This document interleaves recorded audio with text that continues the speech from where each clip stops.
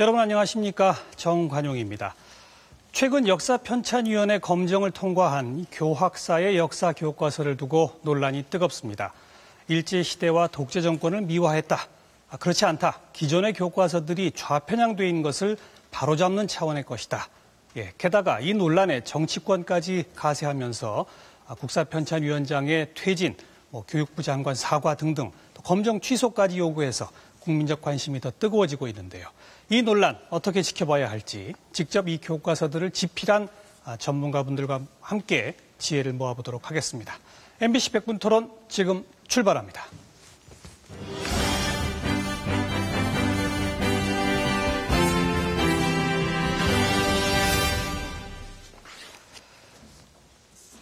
네, 오늘 나오신 분들 한 분 한 분 소개해 올리겠습니다. 네 분의 역사학자이시고 교과서를 직접 집필하신 분들입니다.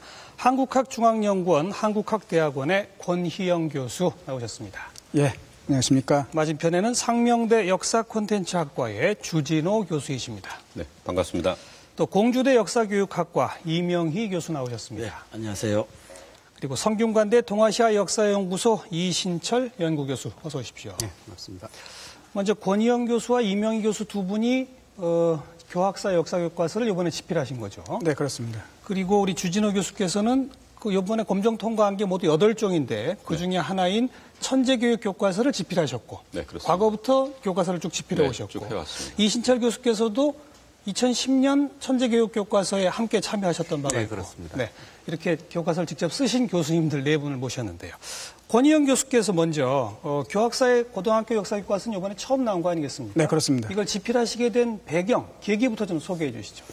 예, 제가 역사 교과서, 한국사 교과서를 쓰겠다고 마음먹은 가장 중요한 이유는 기존의 한국사 교과서들이 너무 좌편향적이고 대한민국의 가치를 바로 인정하는 그런 역사를 기술하지 않았기 때문에 그와 같은 식의 이 역사 교육이 중고등학교에서 지속이 된다고 한다면 이 청소년들의 이 정체성 형성에 심대한 타격을 줄 것이다라고 하는 생각 때문에 그런 것을 좀 바로잡아보고자 하는 취지에서 교과서 집필에 참여하게 됐습니다. 예. 지금 그 표현대로라면 주진우 교수께서 쓰신 교과서는 이제 좌편향적 교과서가 되는데 그 주장에 대한 의견 그리고 오늘 이번에 나온 교과서를 보신 첫 번째 느낌부터 좀 말씀해 주세요. 사실 지금 현재 저는 그동안에 한 10년 동안 여러 권의 검민정 교과서를 쭉 써왔고 다행히 다 합격을 하는 바람에 지금 이제 교육 현장에 좀 사용되고 있거든요. 그런데 사실은 어떻게 보면 이제 그동안에 이제 한국 근현대사 교과서가 이제 처음 이제 검민정 역사 교과서였는데 그때부터 이제 이런 논란은 있었어요. 예. 그러나 그 당시에도 사실 좌편향이다라고 하는 것에 대상이 됐던 것은 이제 그 중에 한 권이었는데 사실 그 이외의 교과서들은 사실은 그런 대상에 별로 오르지도 않았고 예를 들면 수정 지시를 2008년에 교육부에서 했을 때도 거의 그런 내용도 없었어요. 그러니까 사실은 지금 현재의 교과서들이 좌편향일 수 있는 모든 제도적인 장치가 없습니다. 무슨 얘기냐면 특히 지금 현재 이 교과서, 지금 현재 쓰이고 있는 교과서들은 이명박 정부가 들어서서 구성한 검정위원회 그리고 또 그 검정을 이제 국사편찬위원회로 가져갔어요. 역사만. 그런 과정을 통해서 이루어진 것이기 때문에 만약에 그것이 이렇게 오랫동안 좌편향 논란들을 함에도 불구하고 어떻게 그 교과서들이 다 합격할 수 있었나. 그 점에 대해서 우리가 간단하게만 생각해봐도 그건 제가 볼 때는 상당히 터무니없는 그런 저는 공세라고 생각이 들고요. 이번 교학사 교과서에 대한 의견 그럼 이신철 교수가 먼저 한번 주실래요? 처음 접하고의 어떤 느낌. 네, 이번 교과서 논쟁은 조금 좀 소모적인 측면도 있고요. 또 어떤 면에서 보면 형식 문제가 좀 대단히 문제가 되고 있습니다. 예를 들면 교과서 자체를 보기가 대단히 힘들게 되어 있습니다. 예전하고 달리. 예전에는 교과서를 쓰게 되면 그것이 이제 곧바로 공개가 되고 토론을 했는데 이번에는 이 교육부에서 국회의원들에게 최종 견본을 주면서도 이게 복사 배포를 하게 되면 되면 뭐 민형사상에 책임을 져야 된다 이런 경고 딱지를 붙여서 보내고요. 그 이후에도 한 일주일 있다가 공개가 됐는데 지금 현재 이제 이 고등학교 교사들이 이제 비밀번호를 가지고 보게 되어 있습니다. 일반 국민들은 못 보는 것이죠. 네. 그리고 프린트도 안 되고요. 또 이게 참 다운로드도 안 되고 그리고 교학사 같은 경우에는 다른 그 합격 교과서들은 전부 홈페이지에 올려서 이제 공개를 하고 있는데 이 한국사 교과서만 공개를 하지 않고 있습니다. 그건 왜 그런지 잘 모르겠는데 이 한국사 교과서 자체가 문제가 있다는 사실을 정부도 인정하고 있는 것 같고 교학사 스스로도 인정하고 있는 것이 아닌가 이런 생각이 들고요. 교학사 전반을 이 교학사 한국사를 봤을 때 우선 역사 교과서로서 갖추어야 될 덕목들이 좀 부족한 것들이 많습니다. 역사 교과서라는 것은 사실에 충실해야 되고 그리고 미래지향적 가치를 그리고 올바른 역사인식을 청소년들에게 심어줘야 되는데 그런 부분에서 좀 취약한 부분이 많다라고 저는 생각을 했습니다. 자, 이명희 교수가 바로 좀 받아보시죠. 제가 우리 역사 교육에 좀 근래에 지내온 이력에 대해서 잠깐 말씀드려야 되겠습니다. 아까 주 교수님께서 지금의 역사 교과서가 좌편향일 수가 없다 시스템이 이렇게까지 말씀을 하셨습니다. 그런데 사실 우리 현대사라고 하는 것이 저는 1980년대부터 중학교에서 학생들 교편을 잡았고요. 그다음에 90년대 말에 국정교과서 초중 고등학교 집필에 참여를 한 경험이 있습니다. 그때까지만 하더라도 현대사가 부분적으로 서술은 됐지만은 학교에서 가르쳐진 적이 별로 없습니다. 80년대, 90년대까지도요. 예. 그런데 현대사가 우리 학생들한테 처음 가르치기 시작한 것이 언제냐면은 1997년에 7차 교육과정에서 한국 근현대사라는 과목이 생겼습니다. 그리고 그거에 의해서 2002년부터 고등학교에서 한국 근현대사가 가르쳐졌는데요. 1997년에 한국 근현대사라는 과목이 생겼을 때 제대로 논의가 안 됐습니다. 우리가 과연 현대사를 고등학교의 어떤 선택 과목으로 만들어서 그거를 가르칠 수 있는 정도의 기반이 되어 있는가에 대한 검토도 없이 또 전체적인 어떤 이 여론 수렴이라든가 이런 거 없이 그야말로 조용하게 이 한국 근현대사라는 교과서가 교과목이 만들어졌고요. 예. 그리고 중요한 거는요. 80년대 이후에서부터 97년 7차 교육과정에서 한국 근현대사라는 과목이 만들어질 때까지 한국 근현대사, 특히 현대사에 대한 부분은 일부 사람들만이 연구를 해왔습니다. 즉 80년대 이후에 산민운동의 일환으로 학문적인 연구라기보다는 민주화, 민족운동의 일환으로, 즉 운동의 일환으로 연구를 해온 그 연구 성과밖에 없었습니다. 그러니까 그것이 그대로 교과서 내용에 반영될 수밖에 없는 구조였습니다. 예. 아직까지도 기본적인 구조는 좀 그렇다고 생각합니다. 현대사 연구자들은 거의가 다 운동 차원에서 출신이라고 해도 과언이 아니죠. 때문에 교과서 자체가 좌편일 수밖에 없다? 저는 좌편향, 우편향 이 문제가 아니라 운동의 성격을 저희들이 잘 알아야 된다고 생각합니다. 운동의 성격 중에서는 우리 독재에 대한 저항의 부분도 있었지만은 대한민국의 정체성을 부정하는 부분이 분명히 있습니다. 저는 그 부분이 문제라고 생각을 합니다. 네. 이수진 교수 바로 받아보세요. 네, 지금 계속 이렇게 마치 교과서를 쓴 사람들이 어떤 정치적인 의도를 가지고 쓴 것처럼 말씀을 하시는데 사실 여러 종의 교과서가 있지만 말이죠. 그 교과서를 쓴 사람들이 사전에 모여서 우리 이렇게 쓰자고 무슨 합의를 한 적도 없고 사실은 교과서 쓰는 사람들끼리 서로 만난 적도 없어요. 근데 어떻게 모든 사람들이 지금 말씀하실 때 그 책 빼놓고 교학사 책 빼놓고 나머지 책들은 전부 다 좌편향이라고 하는데 아니 어떻게 그동안에 그렇게 말씀들을 해오셨잖아요. 그건 지금 와서 그걸 부정하십니까? 예, 그러니까 제가 말씀드리고 싶은 거는 그렇다면 어떻게 예를 들면 8종의 책 중에서 나머지 7종이 다 편향이고 우리가 쓴 책은 정상적인 책이다. 이거 자체가 저는 사실관계에서 너무 어느 쪽이 더 편향일까는 그건 말할 필요도 없는 거라고 생각이 들고요. 예. 말하자면 이런 책에 대해서 예를 들면 학문적으로 비판을 하고 이것이 연구를 위해서 발전을 위해서 어떻게 좀 했으면 좋겠다. 이런 토론이 돼야지. 학문적인 토론이. 아까 이신철 교수가 이런 무슨 정치적인 어떤 수사를 써갖고 뭐 그 기존의 교과서를 다 비판해버리면 지금 현재 중학교에서 8종의 교과서가 지금 사용되고 있어요. 그걸 가지고 지금 배우는 학생들과 그 학부모님들은 굉장히 불안할 수밖에 없는데 그것 자체가 대단히 지금 이거는 학문적이고 이념적인 공세이기 때문에 여기 문제가 있는 거죠. 자, 기존 교과서에 대한 문제 제기는 충분히 좀 이따 권희영 교수께 기회를 드리겠고요. 네. 아까 이신철 교수께서 그 이번에 교학사 교과서를 보고 첫 번째 느낌이 교과서로서의 덕목에 부족함이 있다. 사실에 기초해야 하고 미래지향적이어야 하고 뭐 올바른 역사 인식을 주어야 하는데 그게 부족하다라고 지적하셨잖아요. 네. 그 얘기를 조금만 더 구체적으로 한 말씀 주시고 거기에 대한 답변을 들으면서 바로 토론에 들어가도록 하겠습니다. 예, 이 교과서는 지금 일단 그 사실 오류가 대단히 많습니다. 국사편찬위원회에서 물론 이 심의 과정을 통해서 수정을 많이 했습니다만 오늘 역사 연구자들이 또 이 며칠 동안 2, 3일 정도 이렇게 교과서를 보고 오류를 지적한 기자회견을 했습니다.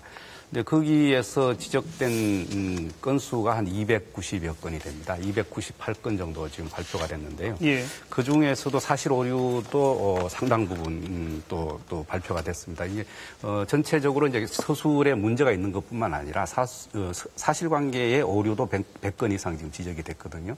이런 부분은 이제 좀 대단히 심각한 겁니다. 국사편찬위원회에서 이제 400건 한 거는 물론 뭐라 그럴까요? 띄어쓰기 뭐 이런 것까지 다 포함한 것이지만 이번에 역사학자들이 발표한 것은 순수하게 사실관계, 그러니까 연도가 틀렸다든지 이름이 틀렸다든지 이런 작은 것부터 해서 결정적인 사실관계를 뒤집어서 썼다든지 이런 것들이 대단히 많습니다. 그건 이제 구체적으로 제가 말씀을 드리겠습니다. 역사편찬위원회에서 지적하지 않은 사안이 그렇습니다. 지금 한 100여 건 지금 나왔다. 아니 300여 건 나온 겁니다. 지금. 예. 물론 이제 사실관계만 틀린 것은 100건 이상 100건 나왔다는 것이죠. 예, 그런 부분들이 이제 기본적인 덕목을 못 갖췄다는 것이고 그리고 이제 편향된 그러니까 특정 인물에 대한 기술이 지나치게 많거나 아니면 우리 그 독립운동 역사상에서 대단히 중요한 예를 들면 안창호, 안중근 이런 분에 대한 서술은 대단히 적고 이승만 전 대통령에 대해서는 지나치게 많고 이런 어떤 편향도 있고요.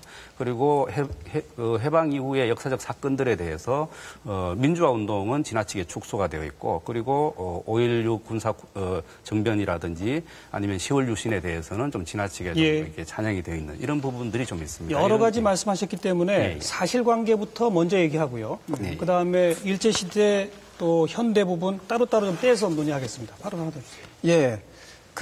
지금 현재 이 언론의 보도가 대단히 일방적이기 때문에 마치 이 교학사 교과서만 이 사실관계의 오류가 많은 걸로다가 그렇게 지금 일반 시민들은 알고 계실 것 같은데, 제가 그것이 만약에 이 8종 교과서를 모두 분석한 결과라고 한다면은 받아들이겠습니다만은 그렇지 않고 다른 교과서들은 지금 전혀 분석한 것이 드러나지 않은 상태에서 나온 것이기 때문에 받아들일 수가 없고요.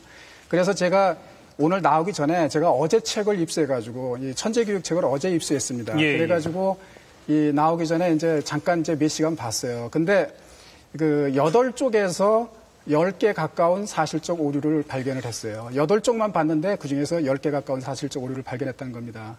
예컨대 연대가 틀렸다든가, 그 다음에 이 숫자상의 어떤 과장이라든가, 그 다음에 이 잘못된 개념을 쓴다든가, 통계가 틀린다든가, 통계의 근거를 밝히지 않는다든가, 그 다음에 이 전혀 뜻이 통하지 않는 그러한 이 말을 쓴다든가, 이런 것을 구체적으로 예시할 수 있습니다, 바로. 하지만 그런 것들을 10개 정도, 8페이지 중에서 발견했다는 얘기입니다. 그렇다고 한다면, 평균적으로 적어도 이 300개 정도 이상의 오류는 있다고, 지금 예측할 수 있는 거죠. 네. 그런데 지금 말씀하시는 가운데 무슨 숫자만 얘기를 하시는데 지금 예를 들면 지금 교학사 같은 경우는 말씀하신 대로 지금 여러 사람들이 이제 분석을 했고 사실은 지금 현재 이미 처음에 1차 합격을 했을 당시부터도 정말 지나치게 많은 오류가 그 검정위원회로부터도 지적이 됐고 다른 교과서들에 비해서만 하더라도 그건 이미 언론에서도 보도가 됐지만 도대체 이거는 2배가 훨씬 넘는 그런 것이 지적이 됐고 거기에다가 예를 들면 지금 자체 수정이라고 해서 한 것만 해도 248개예요. 이거는 예를 들면 저희 천재교육 교과서 같은 경우에 11개입니다. 그게.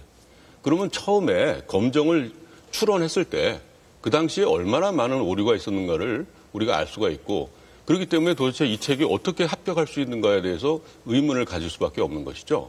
그리고 그 부분에 대해서는 지금 구체적으로 어떤 것이 오류인가 이런 부분들이 많이 지금 제시가 돼 있어요. 그런데 예를 들면 지금 말씀하시는 거는 그것이 그러면 우리가 오류를 범했느냐 아니면 아니냐 이런 것에 대한 얘기는 없이 갑자기 뭐 확인되지도 않은 우리가 무슨 뭐 내용을 본 것도 아니고 뭐 천재교육 교과서에도 오류가 많다. 이거는 어떻게 보면 먼저 선후 관계가 예를 들면 교학사 교과서가 뭐 오류였다고 지적된 내용이 이것이 오류가 아니다라고 말씀하신다든가 그걸 먼저 하시고 그다음에 구체적인 증거를 가지고 얘기하세요. 자, 그 순서로 가죠. 좌편향이라고 네? 얘기를 했지만 사실관계 오류 현재 보도된 바에 대해서 인정하시는지 인정할 수 없는지부터. 80% 정도는 인정하지 않고 20% 정도 인정합니다. 대충. 어떤 차이가 있죠? 이거 다 사실관계인데 80%는 인정이 그러니까 안 되는 이유는 지금 이제 사실관계를 이제 그 왜곡해서 보도한 내용들이 많기 때문에 그런 것들을 마치 무슨 의도적인 잘못인 것처럼 그 얘기하는 경우가 많다는 얘기죠. 근데 이 장백산 그 얘기를 하나 드리겠습니다. 장백산을 청의 입장에서 볼 때는 이 장백산이라고 불렀기 때문에 이 청이라고 하는 주어가 나왔을 때 그걸 장백산이라고 표현했는데 이 지금 이제 우리가 이 검정 과정에서 그것을 그냥 우리 말 표현대로 다 백두산으로 하는 게 좋겠다 해가지고서 백두산으로 바꿨는데 그것이 마치 이 사실관계를 갖다 우리가 잘못 기술했던 것처럼 그렇게 그 지금 보도된다든가 그런 것들이죠. 그럼 제가 그런 것들을 한 가지 인정하지 않는 여쭤볼게요. 거죠 우리가. 지금 예를 들면 일제하에서 제2차 조선교육령이 지금 교학사 교과서에 실려 있습니다. 거기에 보면 마치 일제의 제2차 조선교육령을 통해서 한국어 교육을 필수화했다라고 그 교과서 보면 자료가 제출돼 있죠. 그러나 그게 어떻게 한국어입니까? 말하자면 그거는 국어라고 쓴 것을 마치 그게 한국어인 줄 잘못 알고 그것도 인터넷에 좀 그렇게 잘못 이제 많이 기술이 돼 있죠. 그걸 그대로 갖다가 지금 옮기다 보니까 그런 실수를 하고 만 건데 그건 오류입니까? 아니면? 그게 대표적인 왜곡이죠.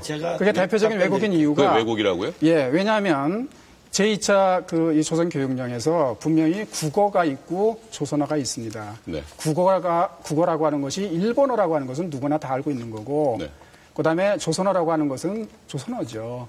그 조선어가 교육과정에 필수로 들어가 있기 때문에 그걸 갖다가 무슨 뭐 국어를 조선어로 오해했다. 그거는 그야말로 왜곡인 거죠. 아니 그러면 제2차 조선교육령에서 그러면 한국어를 필수로 하라고 했습니까? 한국어 필수로 돼 있죠. 예, 제가 답변 드릴게요. 지금 오류를 아니요. 계속 고집을 아니요, 하고 그러니까요. 주 교수님께서 제2차 교육령에 대해서 논문을 쓰신 적이 있으십니까? 없습니다. 그렇죠. 네. 저는 좀 쓴 적이 있거든요. 아니 그러면 그런 식으로 제가 말씀드릴게 좀 들어보세요. 해보세요. 아까 인터넷에서 펐다 그러고요. 그거 확인하셨습니까? 주 교수님께서? 네. 봤습니다. 제2차 조선교육령에 대해서 그 말씀 책임지시겠습니까? 네, 위키피디아에 그렇게 나와 있어요. 알겠습니다. 네. 원래요, 제가 문매 교과서라고 하는 건 교재고요.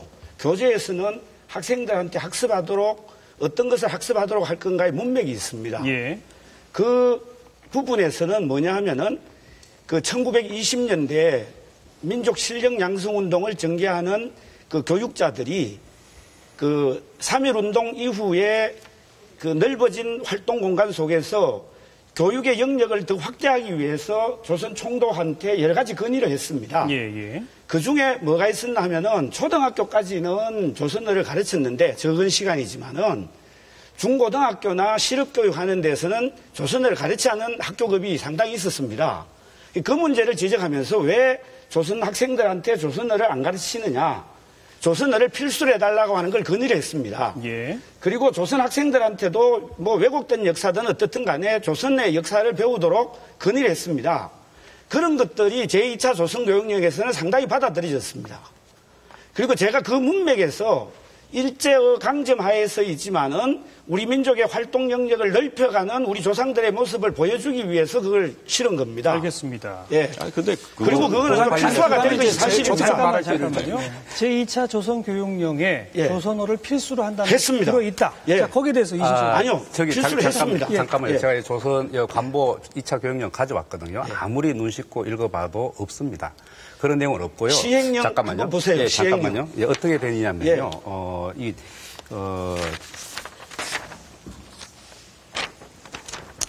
이게 지금 현재 인터넷에서 있던 건데요.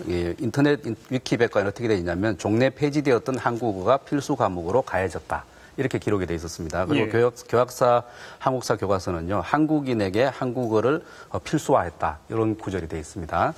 그런데 실제는 이 교육령에서 얘기하고 있는 내용은 뭐냐면요.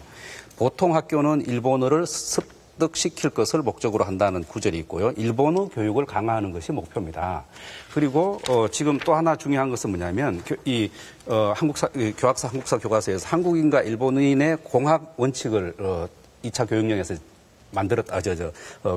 명기를 했다고 했는데 실제로는 일본어 상용자, 그러니까 일본인들은 소학교에서 소학교를 다녀야 한다는 것을 규정하고 있고요. 그다음에 한국어 상용자는 한국인들, 조선인들이죠. 보통 학교에서 공부를 해야 된다는 걸 규정하고 있는 것이 제2차 교육령입니다. 이건 맞죠? 사실 맞지 않습니까? 그리고 실제로 그거하고 무슨 관련이 있어요? 아니, 제2차 교육령을 말씀하시기 때문에 한국 필수는 그 이전에도 보통 학교에서 조선어를 가르치고 있었기 때문에 그러니까 내가 보통 학교에서는 가르쳤다고 했잖아요. 그렇죠. 보통 학교에 규정을 하고 있는 것이기 때문에 2차 교육령은 사실이 오류라는 거죠. 자, 보시죠. 아니, 어떻게 제2차 조선교육령이 보통 학교에 대한 규정이에요. 그거 자체가 잘못됐어요. 대학까지도 다 나옵니다. 제1차 조선교육령 시기에는 한국어와 한문 시간이 22시간이었어요. 근데 1차에서는 2차 조선교육령 시기에는 한국어 시간이 14시간으로 줄어듭니다. 이게 2차 교육령의 오류인데요. 근데 이것을 마치 자칫 잘못하면요. 이게 요 시기에 3.1운동으로 일본이 특혜를 준 것처럼 읽힙니다. 이건 왜 위험하냐면요. 제가 또 하나 자료를 보여드리겠는데요. 예. 아이고. 찾기가 어려우시면 얼마나 제가 좀 좋습니다. 네. 예, 그게 뭐냐면 제가 좀 말씀드리겠습니다. 그렇다고 한다면 이 기회에 천재 교과서에서 분명히 잘못된 부분, 제가 잠시지만 찾았던 부분 얘기하겠습니다. 잠깐만요. 그 얘기 넘어가시기 전에 지금 제2차 조선교육령 내용에 대해서 문제 제기를 하셨고 분명히 그런 내용이 있다라고 하셨고 그런 내용이 없다라고까지 지금 이제 전문가들 두 분 다 그쪽을 전공하신 분들인데 같은 사료를 가지고 지금 두 분이 서로 다른 판단을 내려놓으셨다는 것까지만 정리해 두고요. 천재교육 얘기 잠깐 갔다가 다시 또 오겠습니다. 천재교육 보면은 어떤 말이냐면 도시지역 인구가 90년대 이후에 계속적으로 도시 인구가 늘어나가지고 이 도시 인구 비율이 3분의 2가 됐다라고 하는 표현이 나와요. 근데 그 3분의 2라고 하는 것은 2012년 기준 사실은 도시 인구 비율이 우리나라의 91%입니다. 근데 3분의 2는 66.6%죠. 이미 97년도에 우리나라 도시 인구 비율이 87%였습니다. 그런데 이 90년대 이후 도시 인구가 늘어났다고 하면서 3분의 2다라고 얘기하는 것은 그야말로 그거는 어림짐작 가지고 이것은 서술을 한 것이지 어떤 이 통계를 찾아볼 전혀 그런 노력을 하지 않았다는 것이죠. 그다음에 또 마찬가지로 이 통계, 355페이지에 그 의료 지출 관계 통계표를 제시하고서 그 얘기를 하는데 거기에 연평균 몇 %라는 얘기가 나와요. 근데 연평균이라고 하는 것은 몇 년서부터 몇 년까지의 연평균이라야지 의미가 있는 말이지 밑도 끝도 없이 그냥 연평균 몇 %라고 한다면 그건 그야말로 아무런 의미가 없는 말입니다. 바로 그와 같은 식의 오류가 이 8쪽 가운데서 거의 10개 가까이 나왔다는 겁니다. 바로 그런데 이런 것은 그러니까 내가 가지고 있었던 어떤 문제는 보지 않고 남의 교과서 문제만 가지고 얘기한다고 한다면은 결국은 자기가 더 많은 오류를 범했다고 하는 것을 결국은 알게 될 거라는 겁니다. 이건 주진우 교수가 지금 말씀하시는 것들이 그걸 오류라고 말씀하시는데 예를 들면 3분의 2 이상이라는 것 안에 그것이 다 포함이 되는 거고요. 아니 3분의 2라고 표현했어요. 교과서 보세요. 그런 식으로 무슨 말꼬리를 잡듯이 그런 걸 아니 교과서를 보고 얘기하세요. 왜냐하면 현재 지금 교학사 교과서를 공격하는 측들이 전부 다 말꼬리를 잡고 왔기 때문에 표현을 정확히 합시다.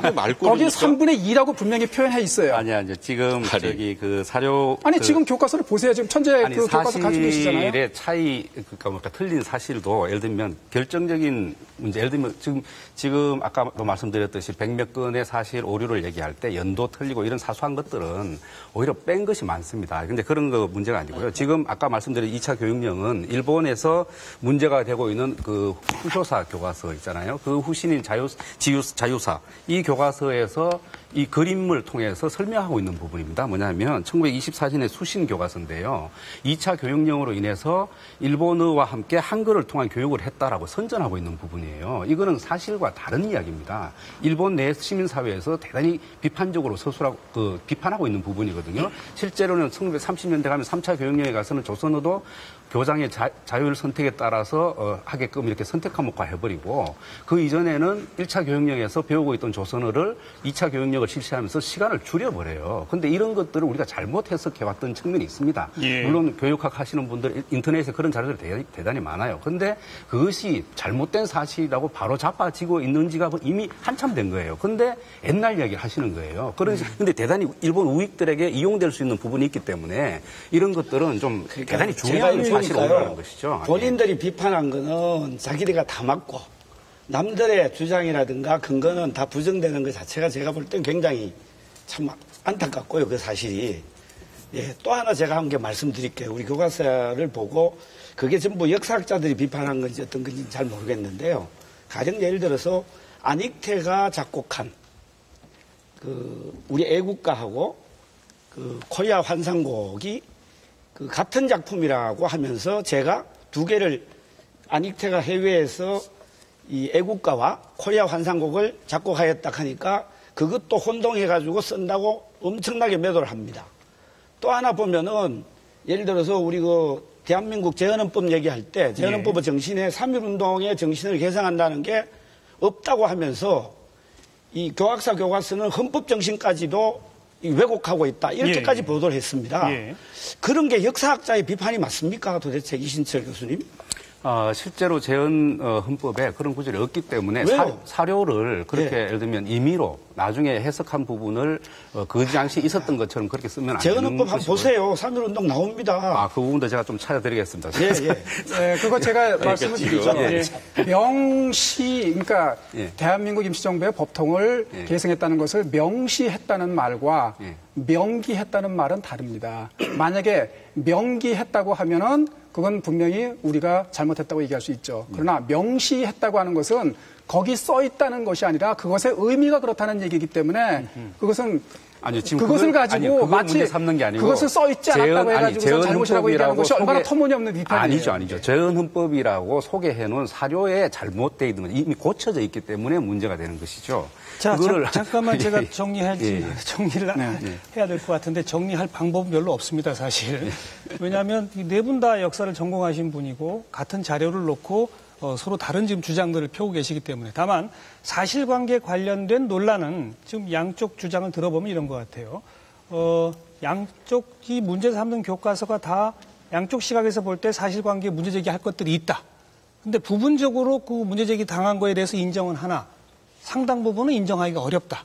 양쪽 다 지금 그런 주장을 펴고 계신데 아까 20% 정도는 인정하신다고 했는데 천재교육 부분에서는 사실관계 오류가 좀 있을 수도 있다라고 보세요? 아니면 전혀 없다고 생각하시고 터무니없다고 생각하십니까? 저는 인정할 수가 없습니다. 전혀 인정하실 수 없다. 인정할 수가 없고요. 지금 통계 예를 숫자 들면 틀린 것조차도 인정하지 않는다는 얘기군요. 서로 말하자면 마치 이쪽의 교과서도 많이 틀렸는데 왜 남의 교과서에 대한 얘기하나 이렇게 얘기를 하시는데 예를 들면 지금 이건 굉장히 전형적인 좀 물타기라고 생각하는데요. 지금 뭐 역사학계뿐만 아니라 뭐 그동안에 정말 짧은 그 2, 3일 동안만이라도 정말 엄청나게 많은 오류가 발견이 되고 있어요.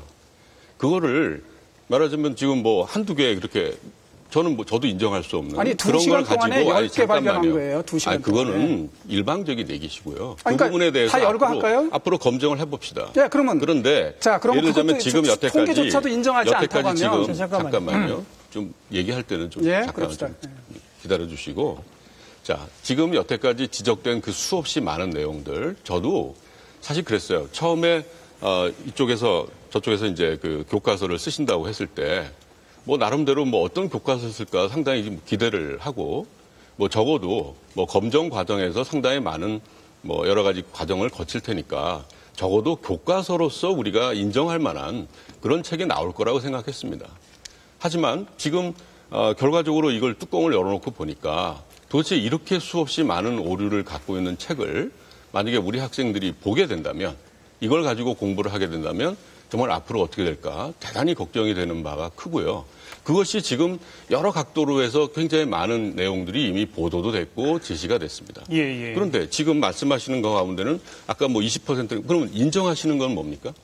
연대 틀리고 우리는 수치 틀리고 그런 거는 정확히 인정합니다. 근데 네. 수치 틀린 것조차도 인정하지 않으면은 이게 합리적인 차원에서 얘기하기가 좀 힘들죠. 아니, 그 수치라는 것을 지금 현재 어떻게 그걸 검증할 수 있고. 그러니까 나중에 가서 검증해 보세요. 그러니까 통계청에서 나온 자료에 의하면 네. 제가 말씀드렸듯이 도시화 그 비율이 지금 현재 90%는 없고 이미 97년도에 86%가 넘었다고 하는 것을 지금 알려드리니까 가서 보세요. 검증하겠습니다. 예, 하세요. 그런데 그것이 마치 교학사 교과서의 오류를 상쇄할 수 있는 아니죠. 그런 것처럼 우리의 오류는 우리의 오류고 천재교육의 오류는 천재교육의 그렇죠. 오류라고 하는 것을 말씀드리기 위해서 하는 말이에요. 당연히 그건 고쳐야 되는 거죠. 그다음에 연평균이라고 하는 것이 몇 년서부터 몇 년까지가 제시되지 않으면 의미가 없다는 말 인정하세요?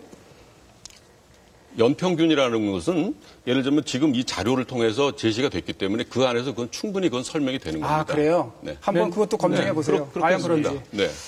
자, 사실관계에 대해서는 몇 가지 통계상으로 나와 있는 것까지는 제가 정리해 드릴 수가 있습니다. 이번에 8종이 통과가 됐는데 이 역사편찬위원회에서 수정 지시 등등을 한 건수에 있어서는 일단 교학사 것이 제일 많았다는 점은 인정하시죠? 아니죠. 왜냐하면 그것을 사실관계의 오류로서 이제 보통 이제 언론에서 보도하지만 교학서 교과서가 지적이 가장 많았던 이유는 사실은 이 입장 차이입니다. 말하자면 기존의 이 교과서 또 기존의 교과서들을 집필한 어떤 그러한 또 검정위원들 이거하고 우리의 생각하고 많은 차이가 났기 때문에 많은 지적을 받은 거죠. 그건 저는 불가피하다고 봅니다. 다른 입장을 가진 교과서를 쓸 경우. 그럼 사실 문제에 관해서 한 개 좀 말씀드릴게요. 사실 문제는 좀 정리할까 싶은데요. 그러니까 틀리고 맞고가 아니라 사실 역사교육 특히 교과서에서요. 잘 아시다시피 사실 확정이라고 하는 것도 학자들마다 좀 차이가 있을 수 있습니다. 그리고 교과서에 서술되는 사실, 선택 문제도 있고 또 사실에 대한 해석 문제도 있는데 다양할 수가 있습니다. 좀 있는데 문제는 뭐냐면은 교과서에 사실 오류가 없는 게 가장 좋죠. 사실 오류는 어떤 교과서든 다 있을 수 있습니다. 지난번에 보면은 금성출판사 논란이 되었던 그 교과서 학교 현장에서 몇 년이나 사용된 것임에도 불구하고 그리고 매년 새해 3월 달에 교과서를 다시 학생들한테 나누어 주기 전에 출판사 자체적으로 집필자 스스로가 많이 수정도 하지 않습니까? 네. 또 보면 또 나오고 하는 게 교과서입니다. 알겠습니다. 그리고 그래서 서로 확인해가지고 이 납득이 되면 고치면 되는 것이 사실 문제입니다. 저는 교과서에 있어서 이것이 교과서로서 얼마나 가치가 있느냐 없느냐 하는 거는 사실 문제에 있어서 몇 개 더 오류가 많으냐 적으냐 가지고 판단할 문제가 아니라고 생각합니다. 알겠습니다. 이게 정도 문제죠. 그렇죠. 당연히 정도 문제고. 제가 그걸 하나 아니, 잠깐만요. 왜 우리가 입장이 지금 짧게 한 말씀만 사실관계에 대해서. 예를 들면 장덕수에 관한 이 신문 사설이 논설이 기고문이라고 여기에서 사료로 인용한 것도 사실은 장덕수 글이 아닌 것으로 또 발견이 됐어요. 예를 들면 인용하고 있는 사료의 출처나 이런 것들을 확인하지 않고 인터넷에 쉽게 확인되는 그런 사실들이 이 교과서에 되게 많아요. 근데 연구자들이 실제로 검증을 하거나 연구 성과로 나와 있는 부분하고 차이가 있는 것은 교과서를 쓰고 나서 있을 어떤 실수에 대해서 조금만 성의를 기울이면 찾을 수 있는 실수들이 대단히 많이 발견된다는 것을 말씀드리는 거예요. 그런 부분에서는 조금 심각한 문제가 있다는 그래서 제가 그 말씀드리죠. 말씀하시면서요. 제가 바로 이제 입장 차이 문제로 그 말씀을 드리겠습니다. 우리가 이제 사실관계가 아니라 입장 차이 때문에 이제 많은 지적을 받았다라고 하는 그거를 하나 예를 들 텐데요.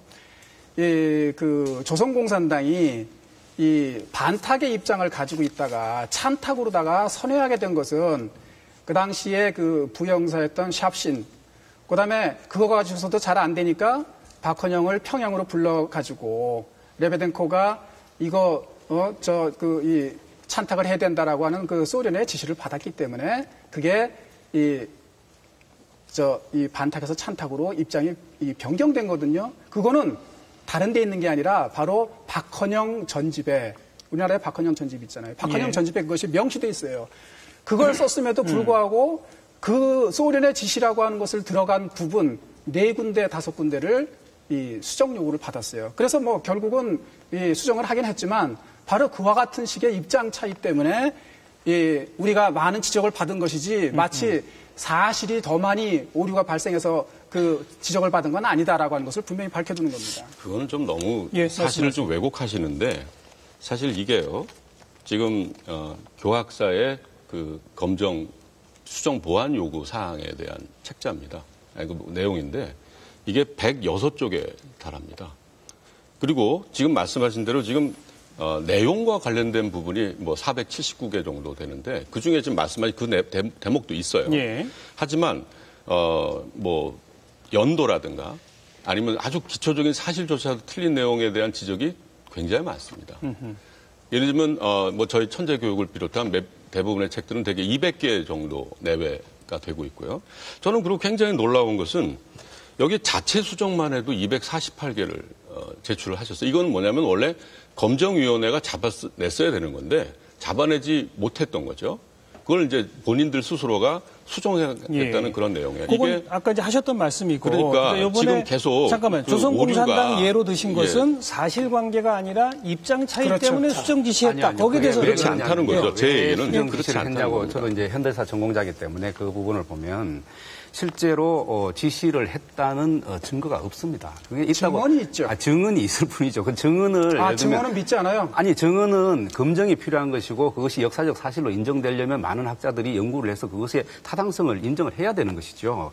증언이라고 다 실으면 그 말이 안 되죠. 그러니까 근데 신탁 통치 그 모스크바 3상회의 관련해서도요. 이 책 방금 하신 것과 관련해서도 또 문제가 있습니다. 어떤 거냐면 조선공산당이 찬탁으로 돌았었다고 그랬잖아요. 그런데 해방공간에서 자신들은 한 번도 찬탁이란 말을 쓰질 않습니다.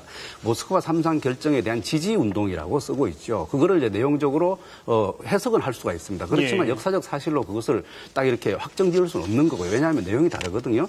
그리고 또 하나 문제는 뭐냐면 신탁 모스크바 3상 회의라는 것이 결국은 가장 핵심적인 내용은 뭐냐면 쓰셨듯이 첫 번째가 임시정부를 수립하는 거였고요. 그다음에 신탁이든 후견제도든 이것을 어떤 방식으로 몇 년 동안 할 것인가를 결정하는 문제가 제일 중요한 핵심입니다.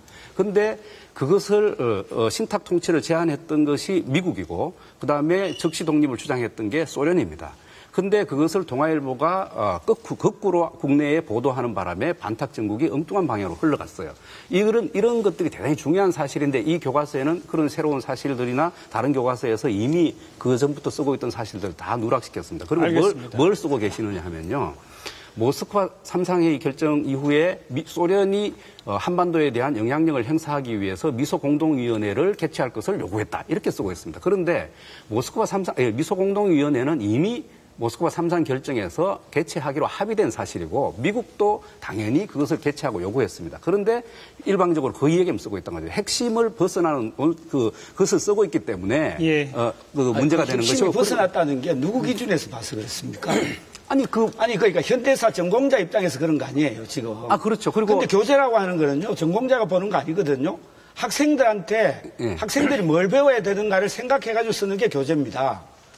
그걸 갖다가 현대사 전공하신다 그래가지고 자기가 무슨 큰 권위를 가지고 교과서는 이렇게 써야 된다라고 하는 기준을 가지고 있다고 생각하시면 안 돼요. 그리고 제가 비판에 대해서 또 한 가지 더 말씀드릴게요. 지금 교학사 교과서에 대해서 비판한 사람들이 계속 비판을 하는데요.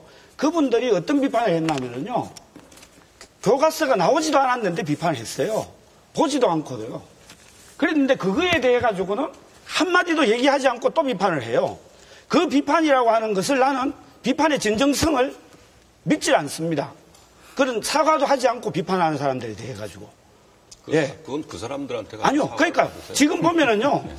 지금 보면은 한 사람이 지적한 게 아니에요. 지금 우리 교과서에 대해서. 여기저기서 어떤 거는 기자가 지적한 것도 있고 어떤 거는 뭐 이상한 운동하는 사람이 지적한 것도 있고 어떤 거는 교수가 지적한 것도 있고 그런 거 다 합쳐가지고 지금 얘기하시는 겁니다. 자, 제가 그 대목은 좀 정리하겠습니다. 교과서가 나오기 전부터 이런저런 지적이 있었다는 것은 분명히 맞습니다. 많은 보도가 있었어요.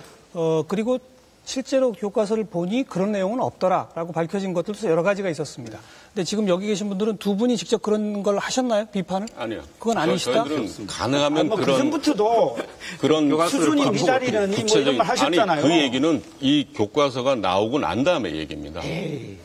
그 전에 뭐 학회에 대해서 학회도 아니다라고. 본질적인 문제가 아니라서 같은 제가 학자끼리 어떻게 그런 얘기를 해요? 자, 교수님 그래요? 잠깐만. 그러면 주 교수님 잠깐만. 제가 예. 좀 끼어들겠습니다. 오늘 제가 너무 자주 끼어드는 것 같죠? 그 이유가 뭔지 아세요? 시청자분들이 잘 모르는 얘기가 너무 많이 나오고 있기 때문입니다. 찬탁, 반탁, 모스크바 3상회의 이거 뭐 어리에 막 지금 쥐관하는 상태인데 제가 그러니까요. 우려하는 방향으로 토론이 가고 있어서 그래요. 네. 왜냐하면 사실관계가 됐건 입장 차이가 됐건 얘기를 하다 보면 각자가 갖고 있는 사료에 다른 해석을 주장하시게 돼서 시청자들이 따라오기가 힘듭니다. 그래서 조금 크게 좀 만들어가지고요. 지금 비판하시는 분들은 주로 일제시대의 친일 인사들을 좀 미화하고 또 독재 정권에 대해서 너무 미화했다. 이런 지적을 하고 계시잖아요. 네, 그 얘기로 바로 넘어가죠. 네, 정말 네, 미화했다라고 주장하시는 근거를 말씀하시면 또 그런 비판에 대해서 어떤 의견을 갖고 계신지 말씀하시는 쪽으로 논의를 모아가겠습니다. 네. 지금 현재 이 교과서에 보면요.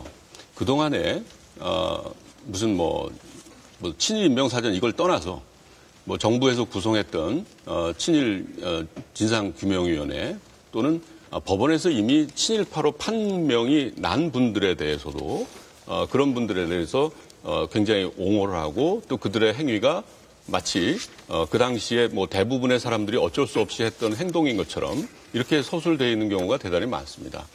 지금 이런 것들을 통해서 지금 과연 이 책이 의도하는 바가 뭔가? 말하자면 친일이라는 것은 저는 친일에 대한 비판은 이것은 민족의 입장에서 하는 비판이라고 봅니다. 뭐 친일을 비판하면 그것이 마치 무슨 좌파고 무슨 어떤 뭐 거기에 무슨 색깔이 있는 것처럼 이렇게 생각하는 것 자체가 저는 대단히 문제라고 생각이 들고 굳이 이 책에서 이렇게 친일파로 규정된 사람들조차도 계속해서 옹호하려고 애를 쓰고 왜 그 수없이 많은 문인들이 있음에도 불구하고 굳이 그 사람들의 뭐 최남선이라든가 이런 사람들의 이야기를 그렇게 거론하면서 왜 그 사람에게 어떤 뭐 상을 준다면 뭐 어떤 상을 줄 수 있는가라든가 이런 식의 답변을 유도하는 그런 것들을 하는지 그리고 이거와 동시에 우리가 흔히 뭐 식민지 근대화론이라는 얘기를 참 많이 하는데 뭐 일본의 식민지 지배가 아까 뭐 나왔던 제2차 조선교육령 같은 경우는 저는 그거의 하나의 일환이라고 생각하는데 말하자면 일본의 식민지 지배가 조선을 근대화시켜줬다는 그런 뉘앙스를 주기 위해서 굉장히 많은 애를 쓰고 있어요. 자, 이런 점들이 지금 현재 구체적으로 지금 뭐 일본의 언론이나 이런 데서도 일본의 식민지 지배를 옹호하는 그런 교과서가 나왔다. 뭐 그걸 환영한다. 심지어 어떤 언론에서는 힘내라 이렇게 아주 격려들을 해주고 있더라고요. 제가 뭐 그 보여드릴 수도 있습니다. 말하자면 그런 것들은 결국은 뭐냐면 지금 이 교과서를 쓰면서 도대체 뭐를 지금 의도하고 있는 것인가? 과연 이런 것들이 지금 현재 우리 학생들에게 어떤 의도로 비춰지고 이것을 통해서 우리 학생들이 식민지 지배와 친일 문제를 어떻게 생각하고 그것이 오늘날 어떻게 앞으로 그것을 극복해 나갈 것인가를 어떻게 이야기할 것인가? 제가 딱 두 가지 그런 생각이 듭니다. 주 교수님.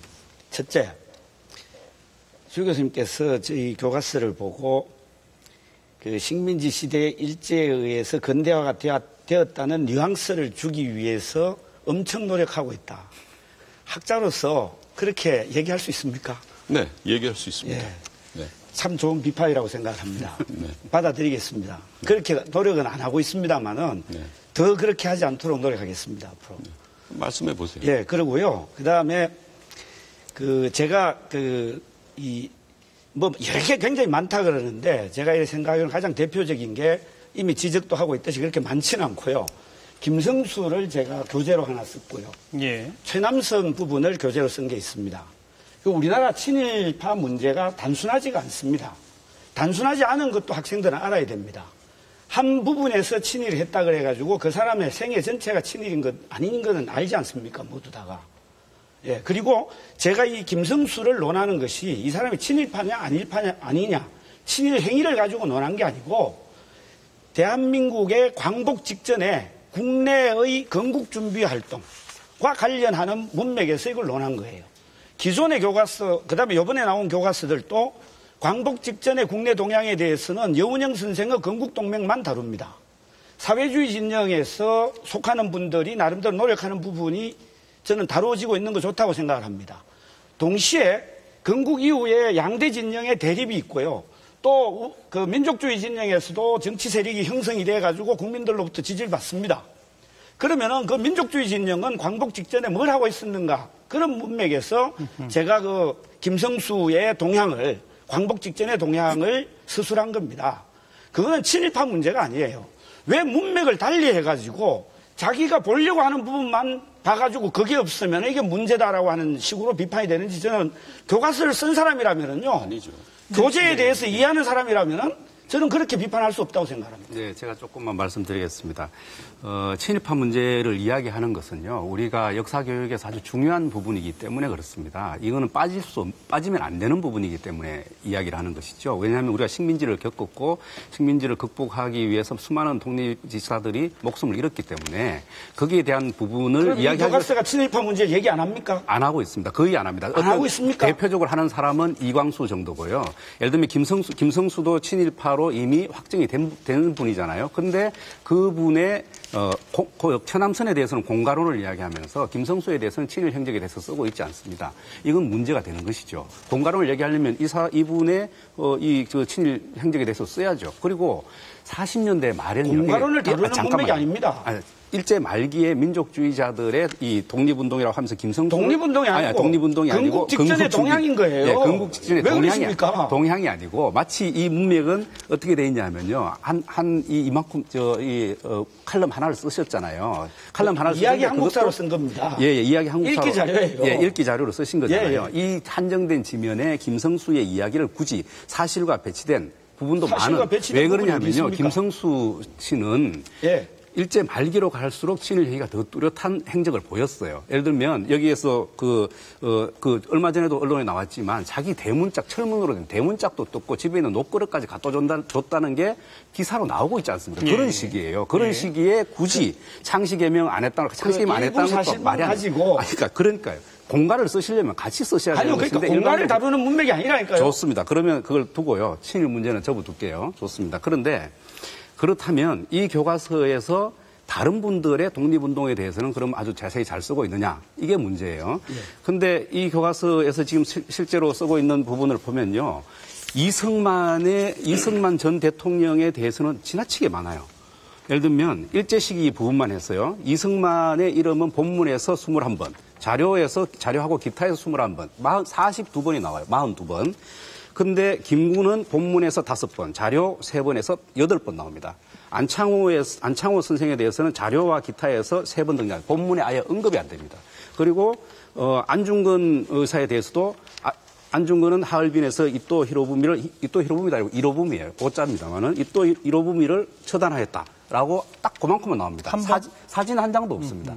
이런 식으로 좀 잘못된 게 아니고 지나치게 이승만에 대해서는 과다 서술하고 그리고 국민적 영웅이다 이런 식으로 표현하고 있습니다. 이승만이 일제 말기에 미국에 있는데 어떻게 국민적 영웅이 됩니까? 나라를 뺏겼는데 어떻게 국민의 영웅이 되고 그런 부분은 전혀 다른 사실과 다른 이야기를 쓰면서 거기에 대해서 특정한 인물에 대해서 지나치게 김성수나 이승만에 대해서는 우호적으로 쓰고 다른 분에 대해서는 축소되고 지면을 뺏기니까 당연히 쓸 수가 없는 거죠. 이런 게 문제라는 겁니다. 하고 싶은 비판은 그 정도 했으니까 이제 저희로서도 지금 기존의 다른 좌편향 교과서들의 일반적인 특징이 뭔지, 특히 이 천재 교과서의 문제가 뭔지 그걸 좀 말씀드리고자 합니다. 조금 방금 지적된 이승만에 대한 과도한 기술 부분 답변하시면 바로 기회 드릴게요. 지금까지 교과서가 저는 일제강점기의 독립운동이라고 하는 것이 크게 독립운동은 두 가지 길이 있었다고 생각합니다. 당시에.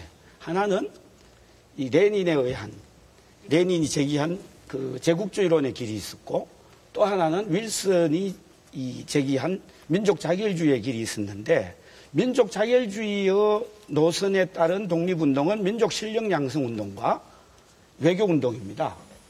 그리고 특히 그 노선에서 본다면은 외교운동의 중요성은 굉장히 큽니다. 특히 20세기 전반기, 즉 1차 세계대전 이후에 이 국제사회라고 하는 것은 한 나라의 독립 문제라고 하는 것은 우리와 일본이 싸워서 해결되는 문제가 아니라 국제사회가 인정을 해야만 그 독립이 되는 겁니다. 그리고 실제의 역사 과정도 레닌의 제국주의 길로 간 것이 아니라 윌슨의 그 민족 자결주의 길에 의해서 식민지들이 다 독립을 합니다. 그 절차를 밟아서. 그런 외교적 활동의 중요성 때문에. 그렇죠. 그래서 그만큼의 비중이 있다고 저는 생각합니다. 좋습니다. 그 견해까지 들었고요. 예, 제가 좀 말씀드리겠습니다. 지금 기존의 그 교과서들의 가장 큰 문제가 뭐냐면요. 문제 중에서 가장 큰 문제입니다. 그 20세기의 역사의 전체 흐름을 이해하지 못하고 교과서를 썼다는 거예요. 한국사 교과서를. 20세기 역사의 가장 큰 흐름이라고 하는 것은 뭐냐면 세계사적 흐름이라고 하는 것은 전체주의 대 이 자유의 싸움입니다. 전체주의 대 자유의 진영. 근데 전체주의 세력에는 두 가지 그 진영이 있었습니다. 하나는 공산주의 진영, 그 다음에 하나는 이 파시즘 진영. 이 두 진영이 대립하다가 2차 세계대전 그 말년에 1939년에서부터 이 독소 불가침 조약을 체결해가지고 두 전체주의가 공모했습니다. 예. 공모해가지고 서로 이 두 나라 사이에 있었던 모든 나라들을 합병하는 그런 비밀 협약을 맺었어요.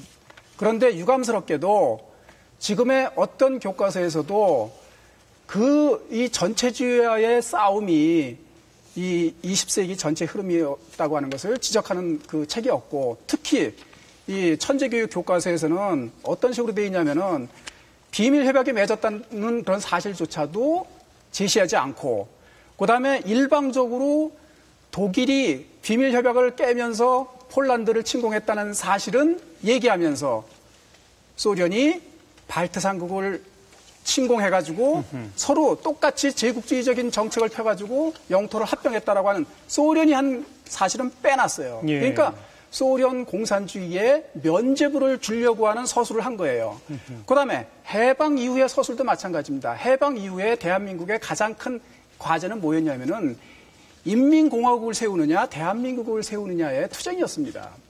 인민공화국을 세우자는 측은 소련의 지원을 받아가지고 이 공산주의자들이 지도하는 것에 입각해가지고 인민위원회를 조직하고 그 인민위원회의 중첩적인 구성을 통해서 인민공화국을 세우자는 것이었는데, 그것에 대해서 대단히 긍정적으로 묘사를 하고 있고, 오히려 대한민국 임시정부를 봉대해가지고 그 대한민국 임시정부의 법통을 이어가지고선 대한민국을 건설하고자 하는 그 흐름에 대해서 부정적으로 평가한다는 거죠. 이것이 지금 7개 교과서에 모두 나타나 있는 공통적인 상황입니다. 자, 그렇다고 한다면 이것이 한국사 교과서로서 적합하냐? 문제 다시 한번 생각해 봐야 되는 거죠. 주진우 교수. 지금 말씀하시는 것 같이 지금 마치 우리나라의 다른 역사 교과서들이 어떤 전체주의에 대해서, 특히 뭐 소련에 대해서 굉장히 뭐 우호적인 서술을 하신다고 그러는데 결코 그렇지 않습니다. 제가 예를 들었잖아요. 아니, 그러니까 사실 그건 굉장히 일방적인 입장을 지금 얘기하고 계신 거지. 입장이 아니라 이 사실이에요. 교과서가 그렇게 써 있지 않아요. 그렇게 써 있어요. 지금 확인해 보세요. 제가 썼습니다. 네. 제가 확인했어요. 네, 그러니까 이제 나중에 가서 이제 누구 말이 맞는지 보세요. 그러세요. 그런데 지금 이런 식으로 예를 들면 이 교과서가 어떤 의도를 가지고 마치 뭐 소련을 옹호하기 위해서 이런 어떤 굉장히 인상적인 어떤 그 비평을 통해서 뭐 시청자들이든가 국민들을 굉장히 오도하고 계신데, 인상 비평이 아니라 심도 있는 비평. 결코 이 교과서들은 그렇게 써 있지 않습니다. 지금 현재 우리 제가 교과서는요. 지금 그런 식의 그 서술을 해갖고는 이 교과서가 절대로 통과가 될 수가 없는 거예요. 제가 찾아서 읽어드리겠습니다. 네. 그러니까 그런 얘기 찾으실 거 없고요. 제가 말씀드릴게요. 그런 비판은 뭐 하실 수는 있겠지만 좀 핵심을 좀 벗어난 그 구조가 잘못된 비판입니다. 왜 그러냐면요. 지금 전체주의 뭐 말씀하시고 하셨지만은 이 냉전 시기의 문제의식을 일제 시기까지 투영하고 계신 건 끌고 가고 있는 겁니다. 일제 시기에 우리 민족의 최대 과제는 독립입니다. 그러니까 소련이 우리 독립운동을 일정하게 지원했다는 것은 분명한 사실이고요. 그것까지 비난할 이유가 없습니다. 그런 부분에 대해서는 먼저 이해를 했으면 좋을 것 같고요. 예. 그렇다고 해서 일본에 대한 입장을 또 강화할 필요가 없습니다. 반대로. 이 책은 지나치게도 일본의 입장에서 쓰여진 부분이 많다는 지적을 많이 받고 있습니다. 예를 들면, 명성황후 시해 사건에서, 그 당사자였던 사람의 회고록을 제시해주고, 그게 질문을 그렇게 달았습니다. 일본은 왜 이렇게 극단적인 선택을 할 수밖에 없었는지 생각해보자. 이런 게 있고요. 좀 어이가 없지 않습니까? 실제로 그런 부분은 상당히 문제가 많은 부분이고요. 일본인의 입장에서 쓴 부분이 좀 있습니다. 예를 들면 이런 건데요. 예를 들면 서울에서 일본인 거주 지역하고 조선인 거주 지역이 다릅니다. 달랐던 건 분명하거든요. 그리고 문화적 시설이 완전히 달랐습니다. 그런데 이 교과서에서는 무슨 구절을 넣어놨냐 하면 일본인들 그 이야기를 쓰면서 일본인들이 조선인들을 내쫓고 자기들 도시를 건설한 건 아니다. 이런 구절이 있어요. 굳이 필요 없죠. 일본인이 내쫓았든 안 내쫓았든 나라를 빼앗았는데 그게 뭐에 중요한 사실입니까? 예. 그런 부분이 서술되어 있는 것이고요. 그리고 뭐 이런 식민지 근대화론과 관련해서 예를 들면 그 일제 시기에 도시 발달 얘기하면서 발전 이런 이야기를 지나치게 많이 쓰고 있습니다. 이런 부분이라든지 상당히 이런 어떤 일본과 관련된 부분에 비판받은 부분이 많다는 것이죠. 이제 저는요. 교과서가요. 남아 있습니다. 네. 교과서가